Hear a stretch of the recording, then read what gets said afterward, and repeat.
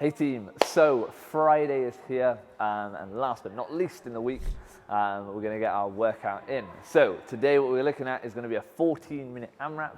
So we're looking at this kind of medium duration sort of workout. Within that 14 minutes, you're going to do as many rounds as possible of 50 double unders, 15 toe to bar, and then 6 and 6 of our single arm dumbbell push press. So let's talk through the workout in full straight away. We're expecting us to get around about sort of 4 to 6 rounds, ideally. Looking at those double unders, 50. If we're proficient at those, that should take us around about 30 seconds. If not, though, as normal, we can get a minute's worth of practice. Just make sure that it's worthwhile practice. What we don't want to see is just a minute of you whipping yourself and tripping up, because that's just practicing tripping. Okay. What we want to try and do is find something that we're relatively successful with that we can work on and help develop our skills. So whether that's our kind of like high single skips, to think about that timing and that rebound, or it's those kind of single double to have a go at the actual sort of spinning the rope twice.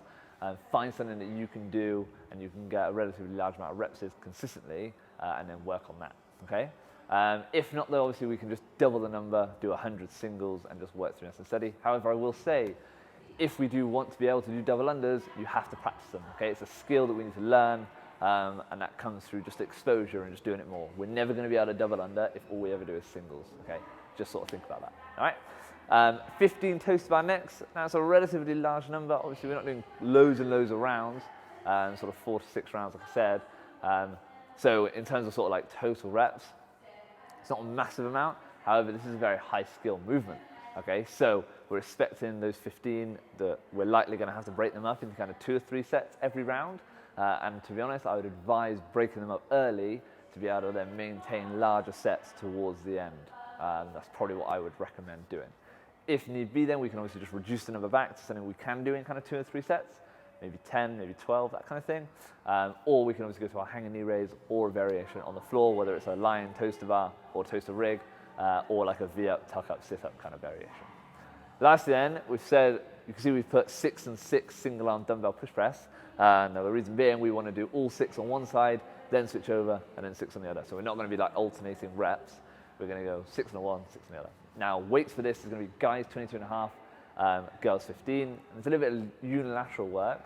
So although the overall volume, like load is less in terms of how much your body was lifting, so people might surprise themselves and go a little bit heavier than they think they might.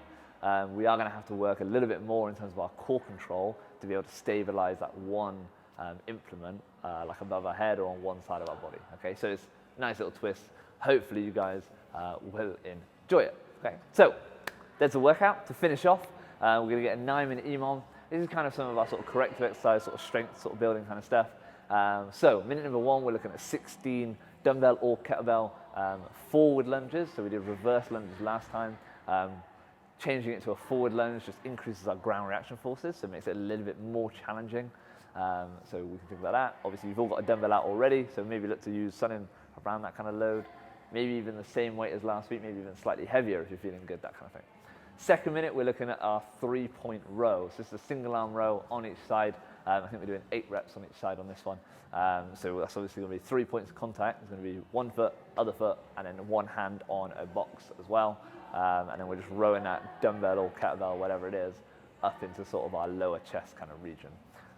Third minute, we're then looking at 10 dead bugs. So again, a little bit of core work. We're looking at this kind of anti-extension here. So we're staying in this nice sort of dish hollow position. And then as we move our limbs away, we're resisting that movement of wanting to break through our kind of lower back. We're keeping that pressed into the floor. Okay, done dead bugs loads. As always, if you do find dead bugs easy, then please let us know, and we can very easily make it harder for you. Okay, please test us. All right. So hope you enjoy it. That's Friday. Hope you enjoyed the week. I think it's a really good one. I think it's going to be fun. And yeah, you should enjoy it, and I hope you have a great weekend.